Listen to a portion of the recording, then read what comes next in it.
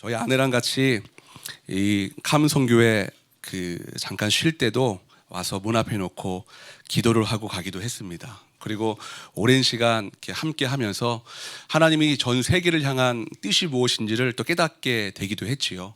하나님께서는 지금도 이 선교회를 통하여 거룩한 뜻과 은혜의 비전을 성실히 이어나가고 계신 것을 믿으시면 아멘. 아멘. 저는 더 열방교회 모연에 있는 교회 이승환 목사입니다. 저희 교회는 보통 다른 교회와 같이 일반 성도들과 함께 예배하고 소그룹도 하고 교육부서 아이들의 소리가 가득한 교회입니다. 그런데 특별한 점이 있다면 선교하는 사역을 함께 아주 크게 하고 있다는 것이지요. 더 열방교회는 4가지 선교 사역을 하고 있습니다. 첫 번째는 외국인 노동자거든요. 사진이 있으면 좀 보여주시겠어요? 보시면 캄보디아 친구들이 많은데요. 캄보디아 왕립대학을 졸업했습니다. 그런데 전국의 청경채의 80% 정도를 모연해서 재배하는데 그 왕립대학 나온 친구, 서울대보다 상위죠. 근데 2, 3년간 돈 벌려고 오는 거예요. 근데 왔는데 저희한테 하는 얘기가 한글도 가르쳐주고 병원도 연결해주고 여러 가지 혜택을 주기 때문에 교회 나오지만 예수는 안 믿는다 그러는 거죠. 근데 저희가 하나님의 마음을 가지고 전하고 복음을 계속 그 아이에게 주입했더니 한 지체가 이렇게 세례를 받는 겁니다. 다음 사진이요. 그러자 아이들이 달려와서 끌어안고 우는 것입니다. 정말 제가 세계 선교가 이 대한민국 가운데 이루어지는 것을 제가 보는 것이죠. 다음 사진이요. 이 친구들은 주일날 일을 다 마치고 샤워하고 밥 먹지 않고 바로 달려옵니다. 그럼 저녁 7시예요. 그러면 다 모여서 기도하는데 제가 그 나라 말을 못하잖아요. 그러니까 옆에 현지 대학생을 세워서 통역을 시킵니다. 근데 꼭 예배가 끝나면 제가 한 가지 하는 것이 있는데 다음 사진이요. 두 손을 높이 들고 다음 사진이요. 주여 하고 소리를 지르고 기도하게 합니다. 두 손을 높이 들고 기도하는 사진이 있습니다. 그 사진을 보여주시겠어요? 넘겨보시면. 근데 제가 경험한 것이 두 손을 들고 기도하는데 손에 이슬 같은 것이 떨어지더라고요. 제가 경험한 것이니까 말씀드릴 수 있죠. 그리고 그때 아이들이 소리를 지르고 비명을 지르고 병이 낫고 주님 만나는 것을 제가 경험하게 된 것입니다. 한국에 와 있지만 캄보디아, 베트남, 네팔, 중국, 몽골 다양한 나라의 사람들이 이 땅에 와서 공부도 잘하는 사람들입니다. 그런데 1년, 2년 지나면서 마음이 공허해지는 거예요. 엄마 아빠 영상통화할 수 있고 아들 딸 영상통화할 수 있지만 엄마 내가 아파요, 딸아 보고 싶다라고 하면 만지지 못하는 그 아쉬움이 있잖아요. 그래서 저희가 선교지를 가면 1년 2년 적응을 하고 적응한 다음에 기껏 만나는 것이 빈민층들을 주로 만나게 되는데 하나님이 K-팝이라는 이름으로 전 세계에 있는 지식층들을 노동자라는 이름으로 보냈구나. 이들이 한국에 있으면서 돈 벌고 몸이 육체가 고단해서 공허해서 하나님을 맞이할 수 있는 그러한 토양을 이 가운데 주셨구나라는 것을 알게 됐습니다. 그래서 외국인들이 지금 모여서 예배를 드리고 하나님 만나고 경험합니다. 어젯밤에도 저희가 닭갈비를 만들어서 캄보디아 노동자와 그리고 네팔 노동자들을 함께 모여서 예배하고 밥 먹고 한글 가르쳐줬습니다. 사진 감사합니다. 저를 보여주시면 되고요. 두 번째로는 외국인 유학생 사역을 저희가 했습니다. 캄보디아, 베트남 우리가 한 달에 100만 원 보낼 수 있지요. 그런데 한 달 100만 원 보내고 선교 보고를 저희가 잘 꼼꼼하게 받지 않아요. 근데 다 그런 건 아니지만 그것이 어떻게 유용하는지에 대한 부분들을 체크해 볼 때 뜻한 바와 다르게 유용되는 것을 보았습니다. 근데 가만히 보니까 한 달에 100만 원 보내지 않고 캄보디아나 베트남에 있는 교회에다가 1년에 한 명 현지 청년을 보내주십시오. 그러면 우리가 학교도 보내고 생활비도 되겠습니다 라고 역으로 말했더니 그 베트남 캄보디아에 있는 선교사님이 그래 1년에 한 명 한국에 갈 수 있다 이렇게 말을 하니까 100명이 모이는 거예요. 그리고 엄마 아빠 믿음 없어도 모입니다. 그리고 우리 아들 한국 가면 인생이 바뀌니까 어떻게든 목사님 눈에 잘 보여야지 하고 1년간 따르고 믿고 듣다 보면 믿음은 뭐 하면서 자라지요? 드러내서. 그러니까 1년 정도 열심히 하면 사람들이 지천에 깔려 있는 거죠. 그리고 한 명 보내면 저희가 학비와 생활비를 대서 졸업시킨 친구들이 한 40여 명이 됩니다. 그 친구들이 네팔에 교회를 세웠고 몽골에 교회를 세웠고 캄보디아, 베트남, 중국 여기저기서 주의 복음을 전하는 일들을 하고 있습니다. 근데 보니까 그 비용이 만만치 않아요. 그래서 저희가 작년에 헤리티지 재단이라고 세웠습니다.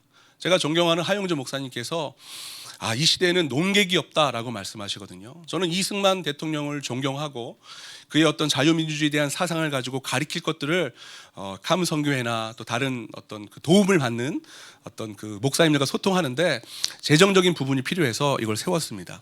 세 번째는요, 탈북민 사역을 합니다. 사진이 있을 텐데 제가 교회 1층을 찍은 게 있어요. 보여주시겠어요? 교회 1층 로비인데요. 클로즈업 하면 제 그림이 하나 보입니다. 그림 보여주시겠어요?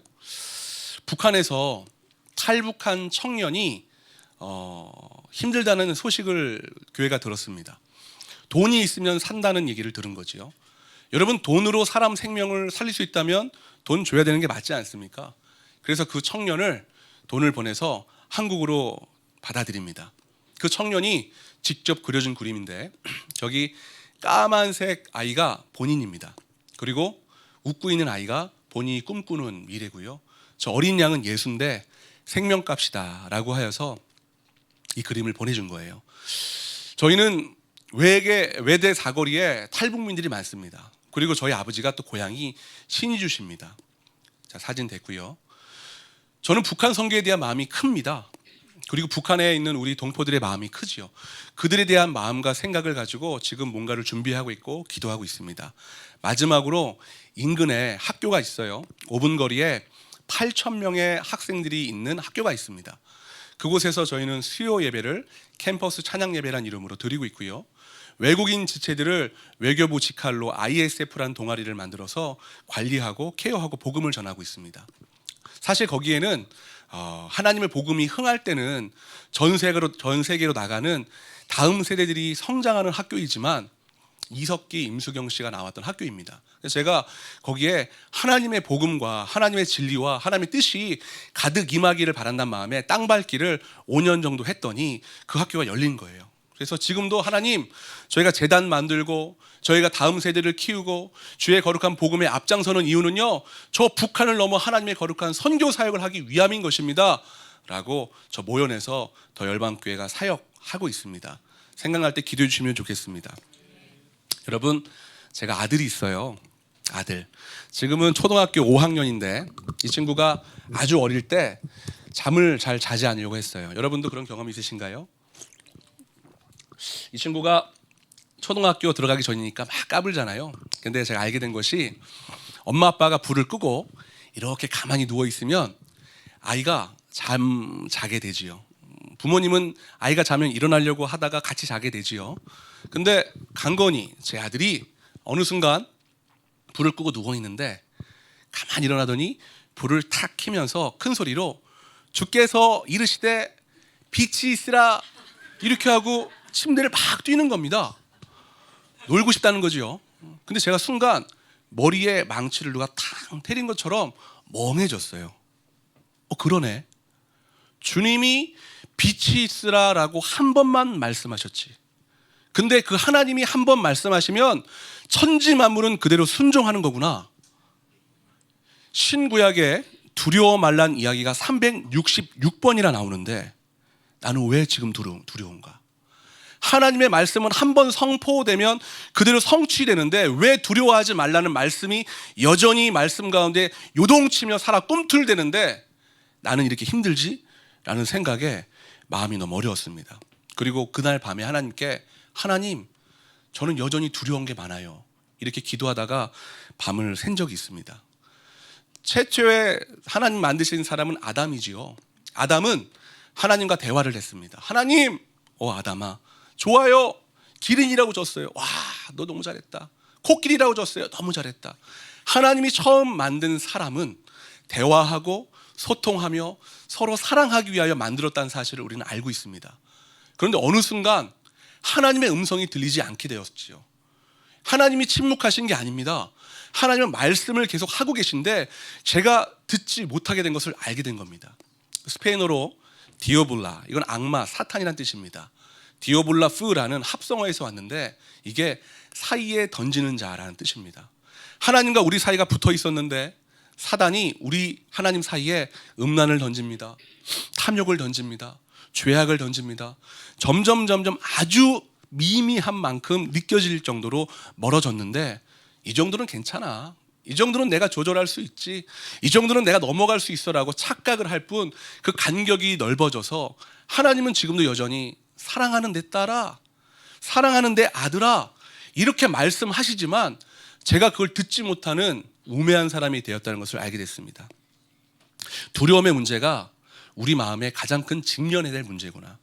2005년도에 밴쿠버 온누리 비전 교회에서 제가 꿈땅 전도사를 할 때입니다. 1년 정도 열심히 잘했고요. 서울에 있는 아버지에게 연락이 왔어요.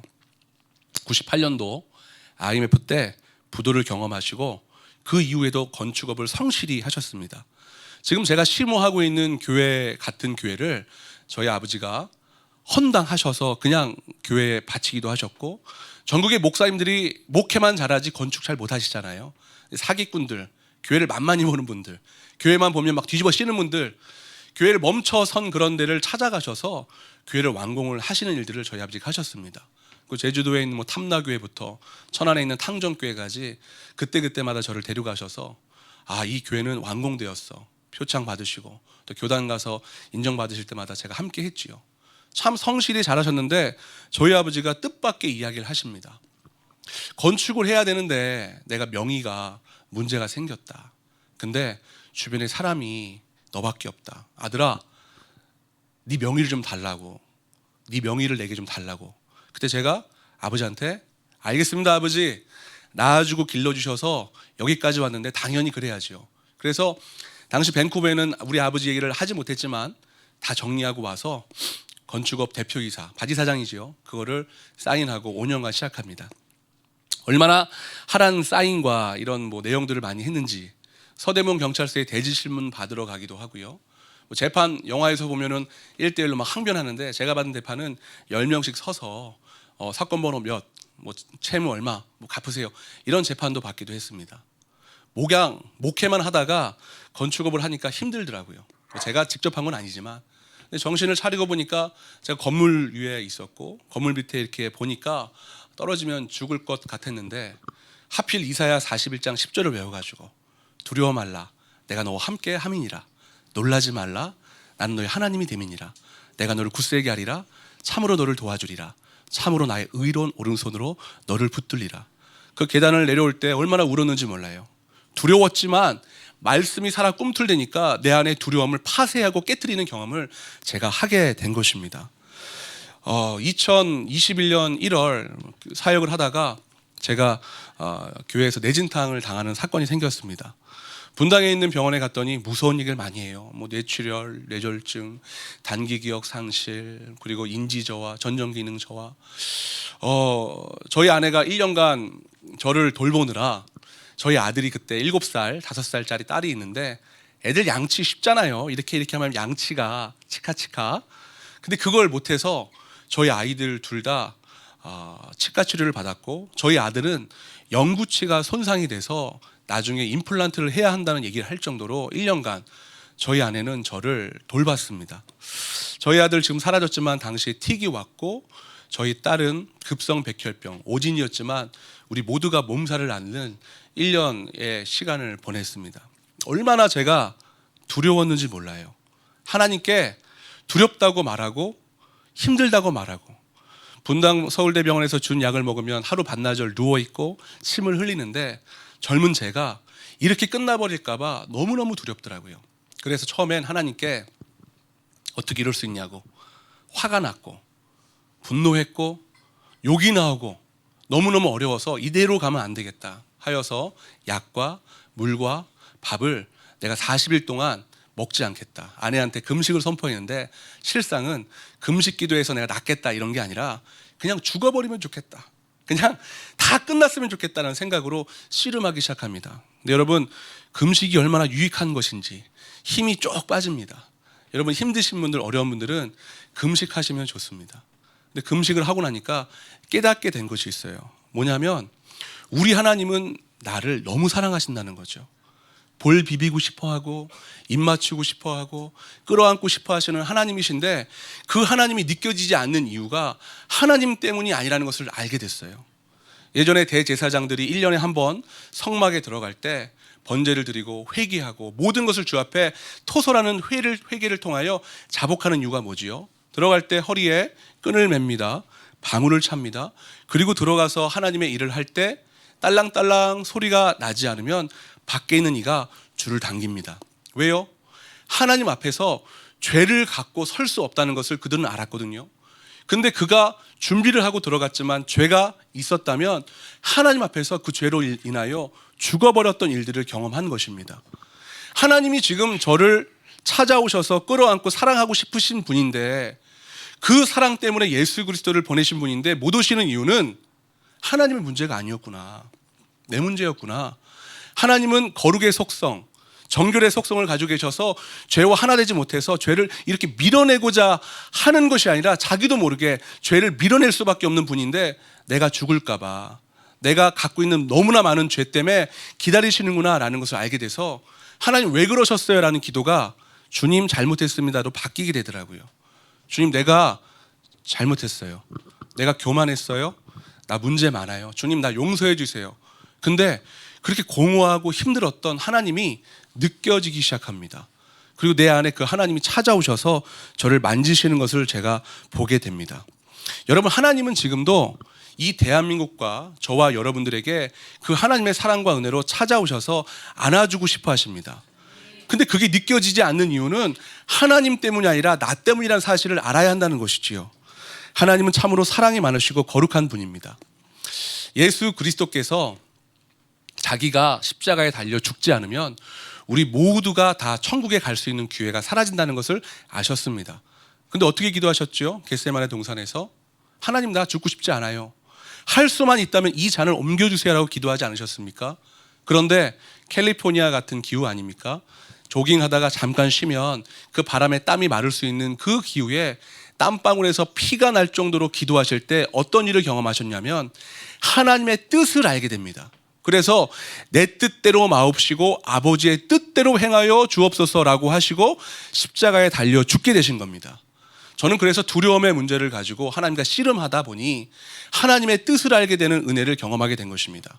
제가 캄 선교회를 오랫동안 함께 기도하고 주의 나라를 위해서 간구할 때에 그 두 가지의 영역이 회복됐다는 것을 알게 됐어요. 하나님은 여전히 이곳을 사랑하십니다. 하나님은 여전히 이곳을 향한 뜻과 계획이 있습니다. 근데 그게 없는 것처럼 느껴진 것이 아니라 그 하나님께서 오지 못했던 부분을 우리가 알고 깨닫고 회개하자 다시금 주님이 찾아오신 것, 저는 그걸 알고 있다는 것입니다. 성령 하나님 갈망합니다. 이곳에 좌정하여 주시옵소서. 성령 하나님 갈망합니다. 이곳을 채워 주시옵소서. 이런 기도할 때 누가복음 10장 18절 말씀이 눈에 들어왔습니다. 예수께서 이르시되 사탄이 하늘로부터 번개같이 떨어지는 것을 내가 보았노라. 여러분 번개를 사진 찍을 수 있습니까? 못 찍지요.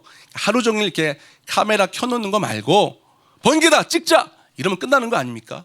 근데 사단이 하늘에서 번개같이 떨어졌답니다. 여러분 사단이 뭘 하지요? 속이고 죽이고 멸망하는 자 아닙니까? 그런데 번개같이 떨어졌다는 것은 자신이 인지하지도 못할 만큼 급속도로 떨어졌다는 것입니다. 언제? 이 하나님과의 관계가 회복될 때. 그래서 하나님의 거룩한 예배자들이 있는 곳에는요, 그 영적인 변화가 기류가 바뀌는 것입니다. 하나님께서 바라보실 때, 예수님이 바라보실 때 사단이 번개같이 떨어졌다고 하는 것입니다. 사단이 떨어졌다. 그럼 사단에게 속한 사람들은 무슨 일을 합니까?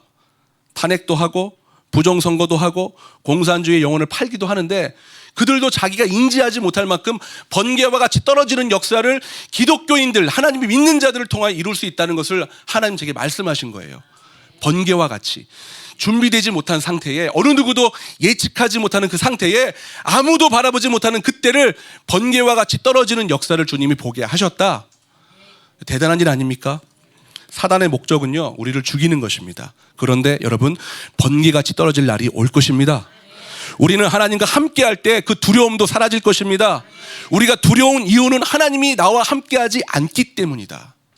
내 안에 걱정, 근심이 가득한 건 하나님 도와주세요라고 기도하는 것이 아니라 진정과 신령으로 내 안을 정결케 하는 회개 기도가 없었기 때문이다.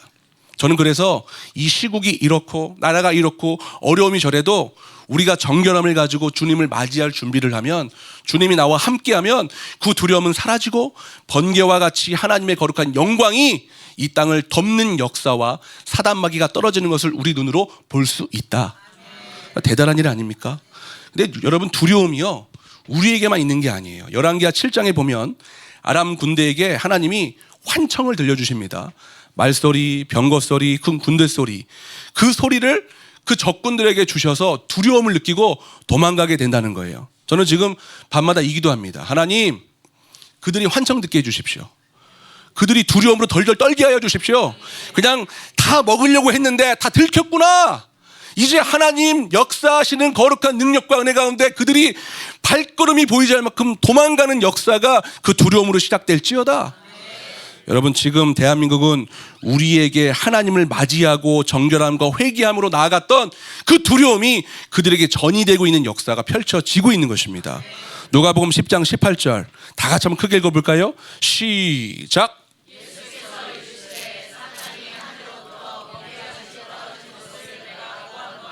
내가 나사렛 예수의 이름으로 명하노니 곧 될지어다. 이 대한민국 가운데 모든 사단마귀는 번개같이 떨어질지어다.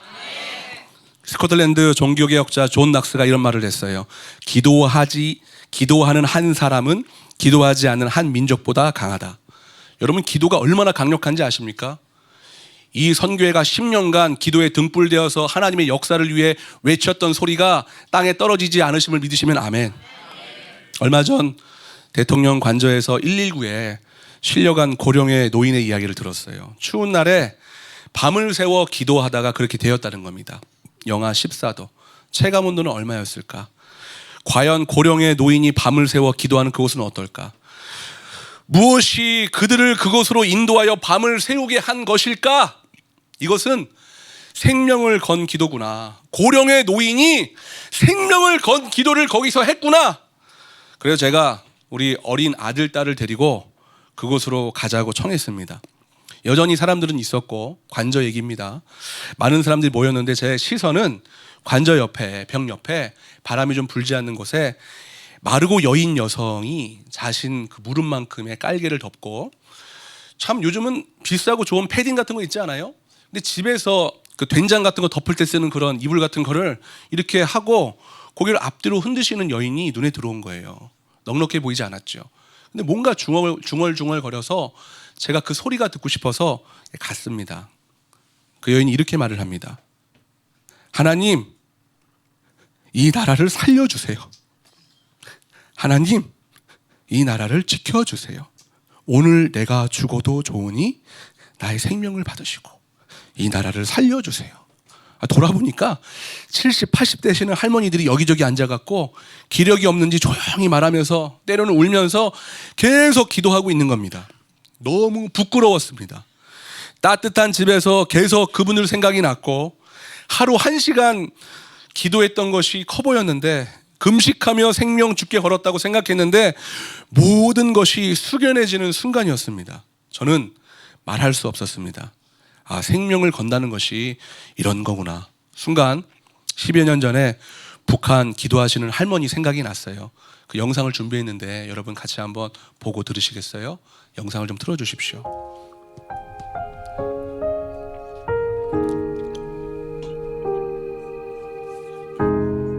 아버지, 오늘 아버지요, 교회가 다 무너졌습니다. 이제 양 팔고 비달리 팔고 솥 파는 아버지, 교회 다 무너진 이때에 아버지, 다시금 신령과 진리에 몸된 교회가 살아나게 하시는 오늘날 얼마나 많이 순교했습니까?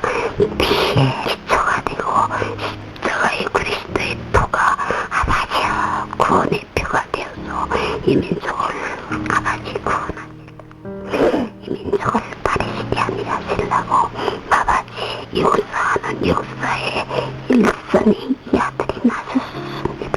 아버지 사로는 땅입니다. 아버지 몸된 교회의 일 피로써 순교의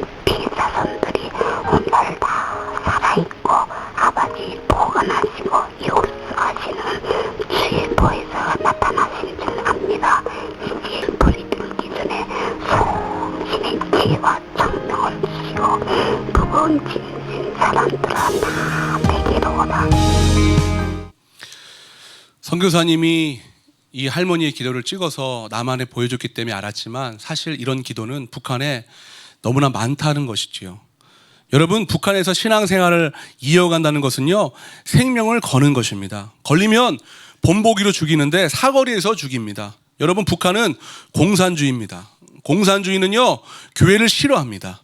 사실 교회를 싫어하는 것이 아니라 교회가 외치고 있는 진리를 싫어합니다. 그들의 주장하는 체제와 충돌하기 때문에 이는 선택이 아니라 반드시 함께 할 수 없는 종교가 기독교다라고 말하는 겁니다. 관저에서 몸을 흔드는 7, 80대의 할머니의 기도를 보면서 북한에서 생명을 걸고 기도했던 그 할머니의 기도가 생각이 난 것이죠. 여러분, 그들은요, 공산주의는요, 유물론, 즉 무신론자들입니다. 보이는 모든 것을 물질로만 보기 때문에 눈에 보이지 않는 하나님, 신의 존재를 믿지 않아요. 그래서 자유롭게 죄도 짓고 인간도 우상화하고 권력을 잡고 생명을 경시하는 하나님을 대적하는 단체 아닙니까? 저는 성령 충만한 목회자들이 공산주의와 작용화된 것을 받아들일 수 있다는 것을 이해하지 못합니다. 주님을 만나고 하나님을 경험하게 되면 어떻게 그 유물론적 무신론자들의 그 이론과 사상을 함께 성경과 함께 내 마음을 품을 수 있는가? 저는 그래서 이 땅이 하나님을 만나지 못했던 그 간극을 이해하게 된 거예요. 그래서 저는 많이 회개했습니다. 이 모든 문제의 해결은 하나님이 함께 하시면 번개와 같이 떨어질 하나님의 역사를 볼 수 있는 우리의 눈앞에 펼쳐진 과업이다라고 생각한 것이지요. 자유롭게 죄도 짓고요, 장애 아들은 그냥 죽여버리고요, 인간도 우상화시키고요, 권력을 잡으려고 하고 권력을 나누지 않습니다. 중국, 북한은요, 자유민주주의를 경험해 보지 못했기 때문에 전 세계에 흩어져 있는 중국 유학생들이 자기들이 뭘 하고 있는지에 대한 체제 이념도 없는 것이지요. 생명을 경시하고 하나님을 대적하며 도덕성은 결여되고 양심이 화인맞은 그들의 근간에는 하나님이 없는 것입니다. 제멋대로 죄를 짓고 심지어 교회가 외치는 진리가 하나님의 말씀이 그들을 억압한다고 생각합니다. 그래서 세상은 교회를 싫어하는 것이 아니라 교회가 외치는 진리를 싫어한다. 하나님의 말씀을 극도로 싫어한다. 여러분, 북한에 상당한 영향을 주고 있는 게 중국 아닙니까? 근데 중국은 지금 큰 교회들이 다이너마이트로 폭파된 영상들을 이제는 유튜브 영상이나 인터넷상으로 찾기가 너무 쉬워졌어요. 어떻습니까? 하나님의 거룩한 선교사님들을 중국에서 다 쫓아내고 있습니다. 그런 상황에서 생명을 걸고 기도하시는 할머니의 기도, 그 기도는 어떤 의미가 있을까요? 걸리면 죽지만 북한 공산당이 다 차지하고 있는 북한 이북 땅에 그 할머님이 이불을 뒤집어 쓰고 하는 그 기도는 과연 하나님 나라에 어떠한 영향력을 줄까요? 여러분, 성경 말씀에 우리가 하는 기도가 땅에 떨어지는 것이 없다고 말씀하십니다. 캄 선교회가 10년간 이 땅에서 주의 거룩한 복음에 기도의 등대의 역할을 한 것을 하나님은 모두 다 받으셨습니다. 지금 20, 30대 아이들, 10대 아이들까지 깨어나고 있는 근간에 이 선교회의 기도가 있다는 것을 저는 알고 있습니다. 여러분, 그 할머니의 기도는 이 남한에 하나님의 역사를 일으키는 초석이 되었다는 것을 제가 알게 된 것입니다. 하나님은 살아계시고 그분은 우리를 주목하시며 그 노인이 추위에 몸소림치며 몸을 앞뒤로 흔들면서 기도했던 그 모습이 우리 하나님이 역사하는 근간이 되었다라고 저는 생각하는 것입니다. 심장이 터질 것 같아요. 너무 뜨거워서 이런 기도가 모여서 외치는, 제가 한남동을 보고 왔고요, 헌재를 보고 왔고요, 구치소를 보고 왔습니다. 춥다고 칭얼거리는 아이들을 데리고 제가 땅 밟게 하면서 우리는 곧 갈 거야. 그런데 이분들은 이곳에서 그 추위에 밤을 보내신대.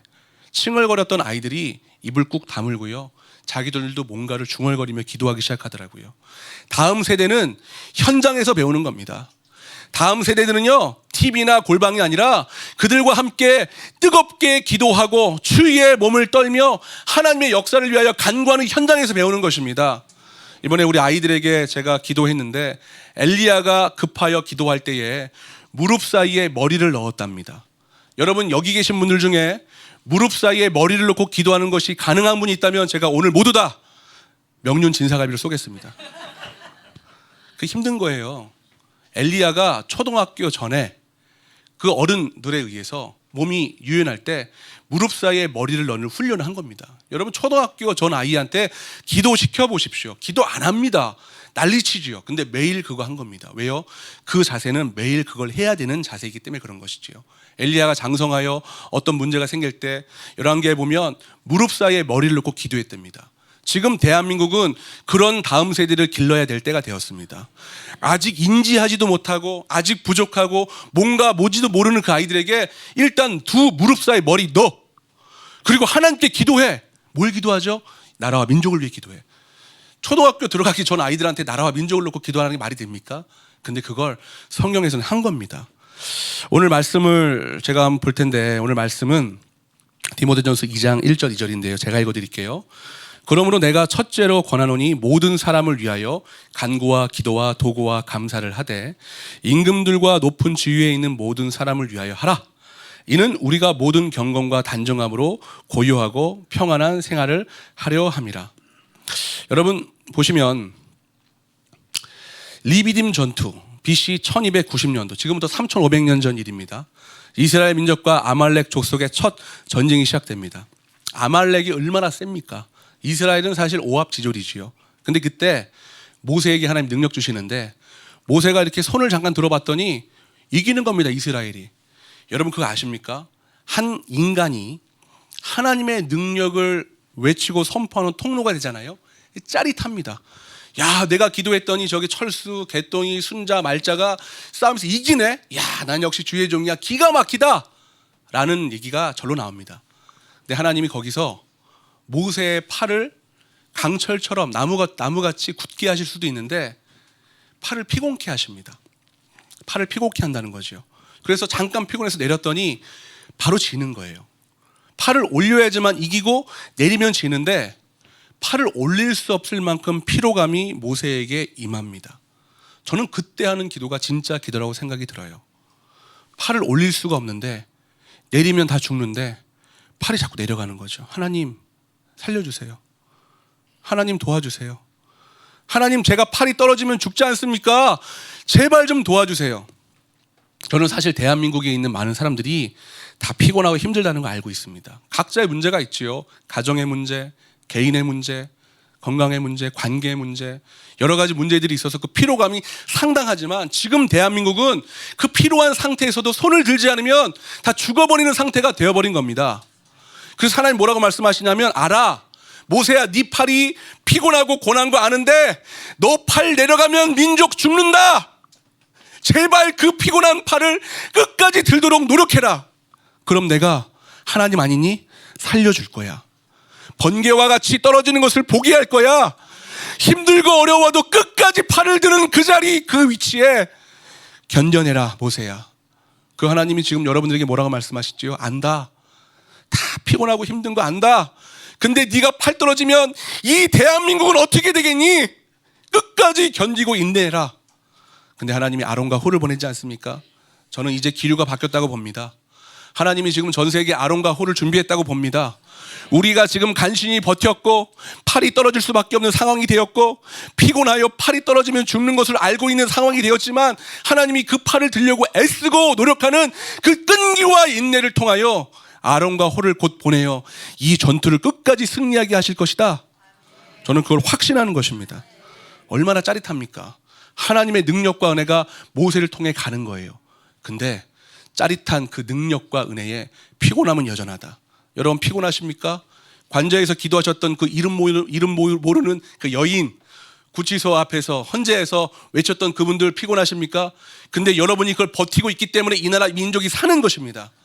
이제 골방에서 뜨뜻한 데서 앉아갖고 주여 도와주시옵소서 할 때가 아니라 피곤하고 고나지만 그 전장에 나가서 힘든 팔을 들고 주여 함께하여 주시옵소서라고 외치는 분들이 많아지기를 축원합니다.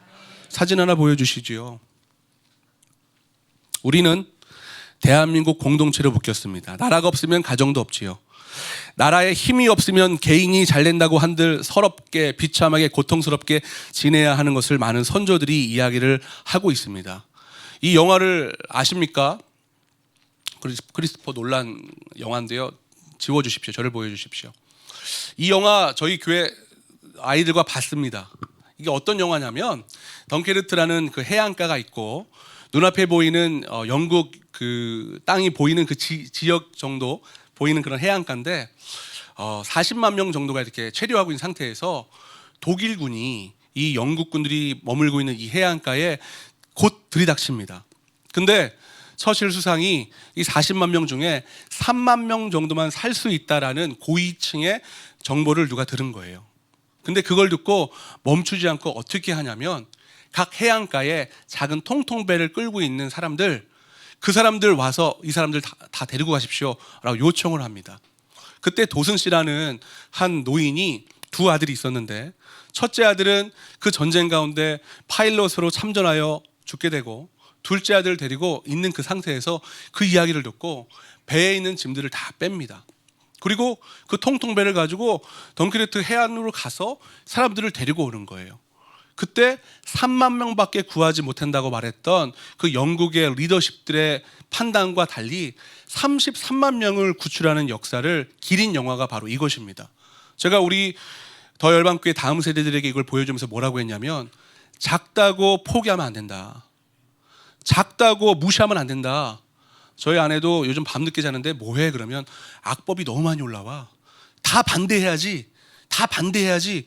그리고 새벽에 자는 거예요. 근데 제가 뭐라고 했냐면 당신 같은 사람이 100명, 1000명, 10,000명, 100만 명, 1000만 명이 모이면 정말 대단한 일이 벌어질 거야. 또 다른 사진 보여주시겠어요? 제가 찍진 않았지만 저는 이제 차를 타고 가거나 현장에 참석해서 이런 사진을 못 찍었지만 여기 있는 한 명 한 명을 여러분 어떻게 생각하십니까? 이 한 명 한 명이 어떤 일을 한다고 생각하십니까? 이 한 명 한 명이 여기에서 하나님의 나라와 민족을 위하여 그 자리에서 손을 들고 있는 겁니다. 모세같이. 누가 나가지 않는 게 편하다는 것을 모르겠습니까? 저를 보여주십시오. 최근에 저희 아내 고향인 부산에서 집회를 했고 거기에 그 그라운드 C를 대표를 하시는 분께서 중도 있고 다른 어떤 사람도 있고 기독교인 아니잖아요. 근데 그들 앞에서 하나님을 높이고 찬양하는 영상을 자기 전에 저희 아내가 보여줬습니다. 저희 아내는 그런 걸 꼭 자기 전에 보여줍니다. 자야 되는데. 근데 눈물이 나는 거잖아요. 자야 되는데 눈물 나면 어떡합니까? 또 기도해야 되잖아요. 저희 아내 전략은 그런 것 같아요. 그래서 밤에 그걸 보고 심장이 뛰는데 차분하게 자야 할 제가 심장이 뜨거워갖고 하나님 깨어나고 있군요. 근데 보니까 건물들마다 우산을 쓰고 이렇게 있는 거예요. 알고 보니까 그날 비가 왔다는 거죠. 여러분 하나님께서 얼마나 기뻐하실까요? 근데 반대로 사단 마귀와 그에 속고 있는 사람들은 얼마나 두려웠을까요? 한 사람의 영혼, 손을 들고 버티는 그 사람들은 결국 하나님의 나라와 민족을 위해 그 일을 하는 것입니다. 여러분 정말 각자 도생하는 상황에서 우리가 우리의 것을 포기하지 않고 하나님의 나라가 그냥 이루어질 것이라는 착각을 하면 큰일 납니다. 하나님께서는 우리에게 정확하게 말씀하셨습니다. 최근에 윤석열 대통령께서 구치소에 들어가셨는데 인터넷도 안 되고 핸드폰도 안 된다고 하는데 김준홍 목사님께 성경책을 달라고 했던 이야기를 듣고 제가 마음이 화들짝 놀랐어요. 우리 국부 이승만 대통령께서 한성 감옥에 가실 때 그랬는데 성경책을 가지고 감옥에 갔을 때 주님 만났는데 윤석열 대통령이 뭐 왕자도 새기고 뭐 이런저런 의혹도 있지만 핸드폰과 TV가 없는 구치소에 들어가서 성경과 마주하면 어떻게 되겠는가? 검사 출신이라 다독하고 깊이 보고 묵상하고 탐구하는 분이 구치소에서 성경과 독대하는 시간을 주님이 허락하신 이유가 뭔가? 아, 회개하겠구나. 주님 만나겠구나. 죄가 많아서 하나님께서 함께 하려고 해도 할 수 없는 그가 성경에 말하고 있는 진리와 비밀과 은혜를 경험하고 나서 주님께 통해 자복하겠구나. 우리나라 대통령으로 세우신 그가 주님을 만나는 그 장소가 바로 구치소구나. 광야의 영성을 저는 선포하게 되는 겁니다. 여러분 하나님께서 우리를 가만히 보시면요 광야로 인도하십니다. 예수님이 40일 금식하시고 나서 성령 충만했거든요. 천사들이 와서 어우 우리 예수님 너무 잘하셨어요. 너무 훌륭해요. 그리고 어디 데려갈게요? 광야. 광야 갔더니 막 뻑적지근한 40일 금식한 우리 예수님 뭔가 준비됐나요? 아니요. 사단마귀가 기다리고 있었습니다. 시험은 총 3가지가 있습니다. 첫 번째는 따라해볼까요? 시련. 이건 부모님 내가 선택할 수 없잖아요. 길 가다가 교통사고 당하거나 힘든 일을 당하는 건 내가 선택할 수 없잖아요. 이건 아프지만 주님 만나는 도구가 됩니다. 상처 입은 예배자라고 하는 이야기가 바로 이 시련입니다. 두 번째는 템테이션, 유혹이지요. 이건 사단마귀가 지옥 데려가려고 발악하는 거예요. 음란하고 바람 피고 뭐 술 마시고 담배 피고. 근데 이건 주님 만나면 회복될 수 있는 또 다른 예배자가 되는 것입니다. 근데 마지막에 제일 중요한 게 따라합시다. 테스트. 이게 굉장히 중요한데 이 테스트는요, 성령 충만한 사람만이 경험할 수 있습니다. 예수님이 40일을 금식하고 성령 충만하게 되자 천사들에 이끌려서 광야로 나갔을 때 사단마귀가 세 가지의 시험을 합니다. 이 테스트. 이 테스트를 이겨내면 어떤 일이 벌어지는지 아십니까? 사명과 사역이 열리는 거예요. 저는 이 대한민국이 이 캄 선교회처럼 기도하는 많은 선진들을 경험했다고 봅니다. 지금 100여 년 가까이 이 대한민국이 기도하고 금식하면서 외쳤던 것 두 가지가 뭐지요? 북한 선교와 땅끝 선교 아닙니까? 기도가 땅에 떨어지지 않는다고 할 때 이 기도는 곧 이루어지지 않겠습니까? 근데 하나님께서 이 기도를 이루기 위해서 우리의 마음에 성령 충만함을 주시는 것과 더불어서 우리 대통령을 구치소에 성경과 남겨놓고 모든 걸 다 철수시켜 버렸어요. 왜? 앞으로 다시는 손에 왕자 새기지 못하게 하려고. 그리고 눈물로 회개시키려고. 그리고 그로 인하여 하나님께서 저 북한을 통일시키려고. 지금 북한이 붙었던 중국과 어떻게 됐습니까? 러시아 붙어서 팽당했죠. 러시아 어떻게 됐습니까? 트럼프와 친하죠. 또 유저는 또 이럴 때 개발이 되지요. 통일되면 돈이 많이 드는데 하나님께서 돈도 주시고 북한도 왕따시키시고 여러 가지 일들을 시키는 이 관점 가운데 우리 대통령을 구치소에 성경하고 남기셨어요. 저는 기대가 되는 겁니다. 여러분 조금 더 힘들고 어렵지만 그 팔을 내리지 아니하시고 이 전쟁 끝날 때까지 그 자리를 지켜주시기를 소망합니다. 1950년 이후로 끊어져 버린 우리의 잃어버린 동포 북한과 통일될 것을 꿈꾸시는 여러분이 되기를 축원합니다. 한반도 재건 반드시 이루어진다. 캄 선교가 외쳤던 그 10년간의 기도가 이제는 모든 교회와 동역자와 우리의 20, 30대 아이들과 그리고 10대 아이들에게 그리고 무릎 사이에 머리가 들어가지 않는 그 아이들까지도 하나님의 거룩한 비전과 사명으로 하나 될 때에 그 비전을 이룰 것이다. 어디서도 이 교육을 지금 하고 있지 않아요. 그래서 저는 교회가 이걸 외쳐야 한다고 생각합니다. 그래서 재단을 세운 거예요. 교회가 그 어느 때보다도 지금 이를 알려주고 이를 위해 기도해야 한다.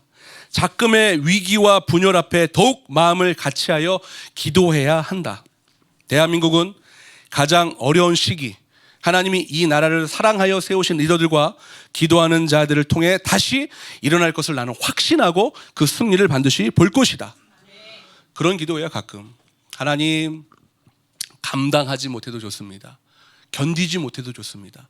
성령의 불을 이 대한민국 가운데 그 심장 가운데 넣어 주시옵소서. 제가 모연 아닙니까? 모연 아십니까? 모르시지요? 모르시면 아멘. 저도 모연 몰랐습니다. 청경채를 80kg 키운다는 건 비료 냄새가 무지 난다는 거예요. 창문을 열 수가 없어요. 똥내가 엄청나죠. 하나님, 제가 모연해서 뭐 하겠습니까? 모연해서 뭐 하겠습니까? 아, 조금만 있다 딴 데 가야지 이런 생각했지요. 근데 웬걸 전 세계에 있는 열방에 있는 친구들이 다 와 있는 곳이 모연이더라고요. 외국인 노동자, 유학생, 학생. 근데 그들이 그 나라 가면요 만나기 어려운 상류층이거든요. 장관 딸, 회장 딸, 유학생 온 친구들.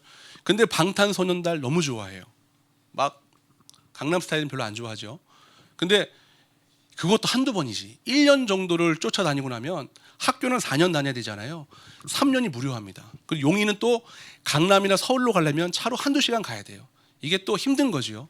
이런 아이들에게 뭘 저희가 전하냐면 밥 먹으러 와. 고기 먹으러 와. 여러분 고기만큼 복음에 훌륭한 도구가 없습니다. 아이들이 와서 고기 먹고 얘기하고 그러다 보면 왜 이렇게 잘해줘요? 하나님 복음 위해서 하는 거지. 하나님 사랑하시지. 그런 아이들이 점점 어떤 일을 합니까? 이 나라에 하나님의 나라를 보고 우리가 관심 갖는 것을 관심 기울이며 그 뜻과 은혜의 영적인 호흡을 같이 하는 겁니다. 그래서 제가 지금 이 모현 땅에서 7년 했는데 열방에 있는 아이들을 다 만나고 있어요. 최근에 저희 아내가 ISF라는 이름으로 학교 안에서 동아리 할 때 5개국에서 온 아이들 앞에서 한글을 가르쳤다는 거죠. 여러분 지금 대한민국은 어떤 시절이 되어버렸습니까? 전 세계가 주목하는 선교 강국이 되어버렸어요. 정말 우리의 선조들이 기도했던 그때가 되어버렸다는 것입니다. 북한이 어떻게 열릴까요? 한순간에 흡수통일 될 수 있다라고 말하는 그 시대가 눈앞에 왔다라고 말하는 시대가 되어버렸습니다. 1950년 6.25 전쟁에 반발한 후 북한군이 낙동강 방어선을 돌파하려고 상황이 부딪히는 그 순간에 부산까지 밀리게 됩니다. 내려오는 팽팽한 위기감을 경험하게 됩니다. 저는 우리 아내 고향인 부산에 가면 아이들과 함께 꼭 초량교에 가서 이곳이 기도했기 때문에 우리 대한민국은 밀리지 않았어라고 말을 하는 것입니다. 대한민국 정부와 국민 모두가 절제절명의 순간에 놓여 있을 때에 초량교에 모였던 성도들의 간절한 기도와 철야가 이 나라 이 민족을 지켰다고 저는 아이들에게 말하는 것입니다. 저는 오늘 이 자리에 왔을 때 그 마음 하나가 뜨겁더라고요. 매주 목요일마다 이제는 매일마다 이 기도의 불이 지펴졌는데 이 기도의 불이 여기에만 있는 것이 아니라 각지로 흩어지고 있으니 대한민국은 망하지 않겠구나. 대한민국은 더 불타겠구나. 낙동강 전투에서 국군과 유엔군이 기적적으로 북한군의 공격을 저지하여 방어선을 사수했고 이후 인천 상륙작전을 통해서 전세가 역전되고 대한민국은 다시 공세로 나아갔던 그 근간에 기도가 있기 때문에 지금 우리의 기도는 이 대한민국의 이 영적인 하이브리드 전쟁 가운데 큰 동력이 되겠구나. 여러분, 그러면 지금 우리가 어떤 일을 해야 됩니까? 따라해 볼까요? 기도하자. 다시 대한민국은 기도로 일어날 것을 믿으시면 아멘. 사명을 감당할 것입니다. 이 나라 이 민족을 향한 하나님의 뜻을 이루는 나라가 될 것입니다. 70년이 넘는 이 분단으로 무너진 북한과 통일하여 이 나라의 기독교 강국이 다시 재건될 것입니다. 사단 마귀가 가만히 있지 않겠지요. 발악하겠지요. 친미 대한민국 세력과 반미 대한민국 세력이 충돌하는 엄청난 영적 전쟁의 기로에 우리가 서 있습니다. 제 아들이 물어보더라고요. 아버지, 관저에 가거나 이렇게 시위할 때 저쪽에 있는 사람들은 뭐예요? 근데 제가 동문서답을 했어요. 아들아, 우리나라에 간첩이 있는 거 아니? 간첩이 뭐예요? 간첩은 이 나라가 무너지기를 바라는 사람이야. 그런데 최근에 민주노총의 수장이 간첩죄로 15년형을 받았다. 그럼 간첩은 무슨 일을 하는데요? 간첩은 일단 멀쩡한 배 가라앉히고 떠다니는 비 떨어뜨리고 비행기 떨어뜨리고 멀쩡한 건물 무너뜨리고 다리 끊어놔. 근데 그거는 단타적인 거고 그 더 깊게는 사상과 이념에 대한 잘못된 왜곡된 시선을 우리에게 넣어줘. 아들이 힘들어합니다. 어려운 얘기하면 이제 초등학교 5학년이니까. 근데 계속 말하죠. 반복적으로 말하면 아이들은 배우게 되니까요. 간첩이 제일 많은 데가 어딘지 알아? 아들이 대답을 하지 않기 시작합니다. 목사와 종교인과 교사들이야. 그리고 계속 말을 했지요. 이제 이 한국 교회가 그걸 회개해야 된다. 제가 재단을 만들 때 저희 아내한테 그랬어요. 강남의 모 교회는 본 교회 기둥에 금칠하는데 수억을 들였답니다. 우리가 이 대한민국이 이렇게 많은 교회와 이렇게 많은 어떤 그 부를 누릴 때 왜 다음 세대들에 대한 투자를 하지 않았는지에 대한 원망이 제 안에 올라오더라고요. 지금 우리 아이들이 깨어나고 있는 그 시절에 정말 기독교, 하나님의 거룩한 그 부와 행복, 어떤 그 성취를 누렸던 교회들은 어떤 일을 하고 있는가에 대한 마음도 일어나더라고요. 우리는 마지막 때를 기다리는 사람들 아닙니까? 주님의 거룩한 나라를 위하여 간구하고 회개하고 다가가는 사람들 아닙니까? 사도 바울이 결혼하지 않고 곧 오실 주님을 기대하는 그때보다도 2000년이 더 지난 시대 아닙니까? 정말 주님이 곧 오실 만한 때인데 과연 우리가 뭘 놓지 못하고 뭘 포기하지 못합니까? 그래서 지금은 우리가 교회들이 기도만 할 때는 아닙니다. 아이들을 위하여 가리킬 때가 되었고 옳고 그른 것을 전파하고 선포할 때가 되었습니다. 제가 2005년도에 정말 놀라운 사실은 밴쿠버에 사역할 때 다운타운 갔는데 할아버지 또래 남자와 젊은 남자의 둘이서 딥키스를 하더라고요. 2005년도에 토할 것 같았어요. 그리고 블럭블럭마다 부유한데 빈민 측에는 마약 주사를 일광소독하면서 또 쓰겠다고 말하는 겁니다. 제가 밴쿠버에 있을 때 빅토리아 아일랜드에 세이텐 처치가 있었는데 아침마다 수백 명이 모인대요. 그리고 예배인지 뭔지 모르겠지만 그 끝나고 나면 문 닫고 불 끈답니다. 그리고 옷 벗고 혼음하는 것이지요. 2005년도에 밴쿠버는 참 흉악한 곳이구나. 얼른 하고 떠나야지라고 했는데 2025년 이 대한민국이 그렇게 되어버렸습니다. 중학교 2학년짜리 성파 사는 아이가 인터넷으로 17만 원을 가지고 필로폰을 샀어요. 마약을 넣은 음료를 강남 사거리에서 시음하라고 줬어요. 그런데 그것을 검사하고 취조하고 끌고 나갈 특활비를 영원을 만들었어요. 근데 여전히 그것이 좌우냐라고 말하는 무지한 사람들이 있어요. 이건 대한민국이 살고 죽는 문제인데 그걸 모르는 사람들이 있다는 것입니다. 왜 그렇지요? 영적인 것이기 때문에 그런 거예요. 하나님의 거룩한 말씀과 은혜에 교회들이 서 나가지 못했기 때문에 그런 것입니다. 이 대한민국이 왜 이렇게 됐습니까? 죄송합니다. 목사들 때문에 이렇게 된 것입니다. 그렇지요? 아닙니까? 장로님 때문에 이렇게 된 것입니다. 권사님 때문에 이렇게 된 것입니다. 손 들고 아이들이 막 축복받고 기적에 뒤집어지고 할 때는 좋았겠지만 팔 떨어지고 버티고 견뎌야 될 때는 왜 그걸 들지 않았을까요? 그래, 우리는 이걸 회개해야 될 때가 된 것입니다. 저는 윤석열 대통령이 구치소에서 그 수모와 고통을 다 겪는 일을 보면서 안타깝더라고요. 그리고 제가 이 나라에 뭐 큰 죄를 지은 건 아니지만 같이 지고 싶다는 생각을 해서 관저도 가고 구치소도 가고 헌재도 가는 겁니다. 여러분, 지금 하나님께서 우리에게 주신 그 큰 비전과 사명이 눈앞에 보이십니까? 저는 보입니다. 남사명과 평택에 반도체 공장을 지었고 대만에서 1년에 1,000조 가까이 하는 그 시스템을 미국이란 이름으로 이 대한민국에 들어온 그 모든 것들을 바라보면서 정말 G2가 남의 일이 아니겠구나라고 말하는 그 설렘도 불과 얼마 전까지 있었습니다. 그리고 통일이 이루어질 때 그 많은 막대한 자산과 그 비용을 하나님께서 세팅해 놓았다는 것을 알게 되었습니다.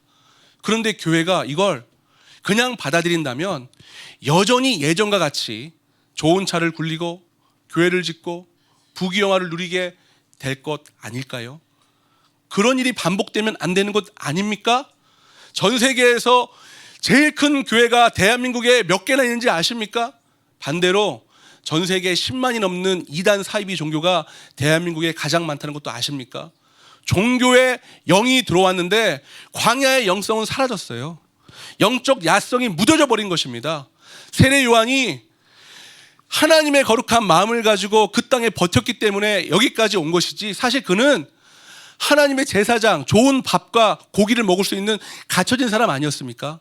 여러분, 우리가 갖고 있는 것들을 놓아 놓을 수 있는 영적인 야성이 있기를 소망합니다. 초대교부 터튠리안이 이런 말을 했어요. 세상의 주관자 왕을 위해 기도해야 한다. 악한 자라 할지라도 기도해야 한다. 근데 옳고 그름을 여전히 말합니다. 저는 정말 어떻게 그리스도인들, 목회자들이 이렇게 무지할 수 있는가? 조금만 기도하면 알 수 있지 않습니까? 국부 이승만 대통령이 만든 이 대한민국과 이 세계 정세를 바라보는 성경적 관점이 있다면 이것을 함께 참여할 수 있는 것 아닙니까? 그런데 여전히 눈치를 보고 여전히 말을 이루지 못합니다. 잠언 14장 34절에 공의는 나라를 영화롭게 하고 죄는 백성을 욕되게 하느니라. 하나님이 요한계시록에 세우신 7교회 중에 서머나 교회를 제외하고 모두 무너집니다. 7교회가 처음에는 장성했지요. 두아드라 교회가 가장 비참하게 무너집니다. 주춧돌 빼고 기둥 빼고 다 무너집니다. 요한계시록 2장 20절에 그러나 내게 책망한 일이 있노라. 자칭 선지자라 하는 여자 이세벨을 내가 용납함이니 그가 내 종들을 가르쳐 꿰어 행음하게 하고 우상의 재물을 먹게 하는도다. 주님이 경고하신 것이 이루어진 말씀이에요. 주님이 미리 예견하셨습니다. 그리고 경고하십니다. 그리고 피할 길을 주십니다. 이세벨은 상징적인 인물이지요. 음란했던 여인. 두아디라 교회의 패망 원인은 도덕적 타락이었습니다. 저는 우리 교회에서 아나니아 삽비라 설교를 참 많이 했어요. 아나니아 삽비라. 당시에 복음을 전하면 남자만 5,000명이 왔답니다. 그런데 아이와 여자까지 포함하면 10,000명인 교회지요. 그게 매일 되어지면 7일이면 7만 명. 근데 아나니아와 삽비라라는 이름을 성경에서 거론할 만큼 인지도가 있는 사람이라면 직분자구나. 근데 그가 집을 팔고 땅을 팔아서 헌금했대요. 요즘 여러분 집과 땅을 팔아 헌금할 수 있습니까? 대단한 헌신 아닙니까? 근데 하나님 뭐라고 하냐면 집과 땅을 팔았지만 그들이 하나님께 정직하지 못함으로 그의 생명을 가져간다고 했습니다. 이 대한민국이 지금 얼마나 많은 은혜를 입었습니까? 너무나 많은 중직과 직분자들이 있는 이 땅 아닙니까? 그런데 어느 때까지 그 일부의 거짓, 타협하는 죄악에 나를 스스로 이렇게 편안하게 두는지 돌아봐야 한다는 것이지요. 아나니아 삽비라가 집과 땅을 팔고 주 앞에 거짓말을 해서 죽었습니다. 우리가 헌신도 하고 기도도 하고 주 앞에 씨름도 하지만 왜 죽었는지를 알아야 합니다. 주님은 우리에게 100%의 헌신과 100%의 거룩을 요청하시기 때문에 그런 것입니다. 아키사르 두아디라 불렸던 옛 시대의 모습이 지금 거의 남아있지 않다고 합니다. 유대인들의 전통과 상술과 지리적 특성, 자연적으로 상업도시가 되었던 BC 3세기경 그곳이 하나님께서 완전 흔적도 없이 다 사라지게 만들었던 건 무엇이냐면 그들의 그 부도덕함, 음란함이었다고 말씀하시는 것이죠. 여러분, 대한민국이 지금은 예전처럼 거룩하지 못합니다. 제가 아는 분이 큰 교회 목회를 했다가 저쪽 그 숙박업을 하시는 일을 하는데 왜 그런 일을 하는지 모르겠어요. 근데 하는 얘기가 주말이면 꽉 찬다는 겁니다. 모텔이 꽉 찬다는 거예요. 카드도 안 쓰고 현금을 쓴다는 거죠. 여러분, 대한민국 평균 낙태가 50만 건이랍니다. 그리고 출생은 35만 건이랍니다. 우리가 그런 어려운 일을 겪고 넘어갔을 때 하나님께서 우리에게 주시는 거룩함과 정결함을 느끼지 아니하면 우리는 또다시 무너질 수 있다는 위기감을 겪는 것이지요. 여러분, 이 대한민국이 하나님의 거룩한 기도가, 사랑이, 사명이 남아있는 곳입니다. 그래서 더욱더 정결하고 거룩함으로 그 십자가 복음을 봐야 한다는 것을 저는 외치고 나가서는 것이지요. 지금 우리는 기도할 때입니다. 이름 모를 여인이 7, 80 그 고령의 여인이 영하 14도에서 그 거리에서 생명을 걸고 몸을 앞뒤로 기도하는 그때에 우리는 더 이상 방에서 따뜻하게 안주하지 않고 나와야 한다는 것이지요. 여러분, 저는 지금도 사실 아파요. 공황장애도 있고 지금은 난독 이명이나 이렇게 난독증 같은 것은 사라졌습니다. 그런데 여전히 지금도 제 안에 이렇게 힘듦이 있어요. 하나님께 질문하는 것이지요. 하나님, 제가 왜 이렇게 아파야 합니까? 왜 이렇게 힘들어야 합니까? 근데 그때마다 저는 하나님께 회개 기도를 꼭 하게 되더라고요. 하나님께서 제게 주셨던 그 많은 사역과 마음과 생각 가운데 그 병이 남아야 한다는 것을 제가 고백하고 깨닫게 됩니다. 주일날 설교하다가 일부 때 설교문이 보이지 않아서 성도들한테 죄송합니다 하고 설교문을 닫았던 때가 불과 얼마 전입니다. 지금 우리 사역자 행정 목사님 오셨는데 목사님 오시기 전에는 강대상에 의자를 놓고 앉아서 이 말이 맞는지 저 말이 맞는지 모르는 이야기를 주저리 설교라고 했던 게 불과 1년 반년 전입니다. 여러분, 아픔과 고통에 허덕였지만 주님이 함께 하시면 기쁜 것이라고 고백할 수 있는 이 대한민국이 되었으면 좋겠습니다. 저는 저희 아내가 백석 MDB를 곧 이제 졸업을 하는데 그 시작은 그랬어요. 병원에서는 터져 죽는다니까, 아이는 어리니까 사명은 이어나가야 되잖아요. 여보, 내가 목회하다가 힘들어서 쓰러져 죽으면 당신이 이 목회를 이어나가. 근데 아내가 싫어요 그랬는데 이번 학기가 마지막 학기가 되었고 이제 곧 졸업을 합니다. 저는 하나님께 계속 씨름해요. 물어봐요. 왜 나 고쳐주지 않는지, 나 왜 아팠는지, 나 왜 힘들었는지. 그리고 지금도 불안하고 힘든 마음이 지속되면 하나님께 그 굴방에 들어가서 성도들에게 이 모습 보이고 싶지 않아요? 우리 아이들에게 이거 보이고 싶지 않아요? 라고 울면서 호소를 합니다. 근데 꼭 그때마다 하나님께서 제게 하시는 이야기가 나라를 위해 기도하지 않겠니? 대통령을 위해 기도하지 않겠니? 하나님, 나 코가 석잔데요. 모연에서 내 건강, 내 마음, 내 생각. 근데 하나님이 알아. 너 힘든 거 알고 여유 없는 것도 알아. 근데 네가 팔을 들 때 이 민족이 살 수 있다라고 말합니다. 감성교회에서 저에게 설교를 청할 때 제 마음이 그런 마음이 있었어요. 나는 사실 지금 아프고 힘들고 어려움이 있는데 그럼에도 불구하고 관저도 나가고 헌재도 가고 구치소도 가면서 하나님의 복음을 이렇게 외치지 못하긴 하지만 기도하고 버티고 있는 내가 과연 뭘 할 수 있을까? 오늘 내가 무슨 얘기를 해야 되는가? 또 며칠 전에 보니까 황교안 총리 오셨더라고요. 내가 갈 수 있는 곳이 아닌데 내가 지금 모연에서 청경채 따다가 똥냄새 맡다가 지금 갈 때가 아닌데 뭘 해야 되나. 근데 하나님 제 안에 그런 말씀 주시더라고요. 너의 약함을 한번 드러내보지 않겠니? 그럼에도 팔이 필요하지만 내리지 않고 이 나라 이 민족을 위해 기도하는 그 모습을 말하면 좋겠다라고 이야기하시더라고요. 여러분, 그런 작은 교회와 그리고 그런 지역과 그런 성도들이 주님을 만나고 회개하는 가까워짐을 돌이켜 그 거룩한 비전과 사명 가운데 일어서면 대한민국 일어나지 않겠습니까? 저 같은 사람도, 그리고 이 캄성교회가 다시금 주 앞에 정결함과 거룩함으로 일어서고 저 북한과 열방으로 나가는 거룩한 믿음의 공동체가 될 때 하나님의 역사가 이루어지는 것을 저는 확신합니다. 여러분, 기도해 주십시오. 하나님께서 제게 그런 마음을 주시더라고요. 가까이 있는 학교에 있는 그 어떤 분과 소통하면서 이 학교가 기독교 학교는 아니다. 그런데 기독교가 함께 할 때 열방으로 나가는 아이들이 자라는 좋은 토양이 되는데 꼭 그 기독교에 대한 그 뜨거운 마음이 없을 때 아까 말했던 그 이석기, 임수경 이런 분들이 배출되었다. 그리고 이 일대에 무당과 어떤 점집이 너무 많은데 이 근처에 교회들이 영적인 패권, 영적인 주도권을 차지하는 것을 잘 하지 못하는 것에 대한 안타까움을 말하더라고요. 여러분, 저는 그게 시작이었습니다. 내 교회, 작은 지역에 하나님께서 해주시는 것들을 놓고 씨름하기 시작한 것이 시작이었습니다. 그런데 참 아이러니한 것은 그 작은 곳에서 기도했던 그 기도가 꼭 북한으로 연결되더라고요. 그리고 열방으로 연결되더라고요. 그리고 하나님이 주시는 비전과 꿈은 정말 광대하고 넓어지더라고요.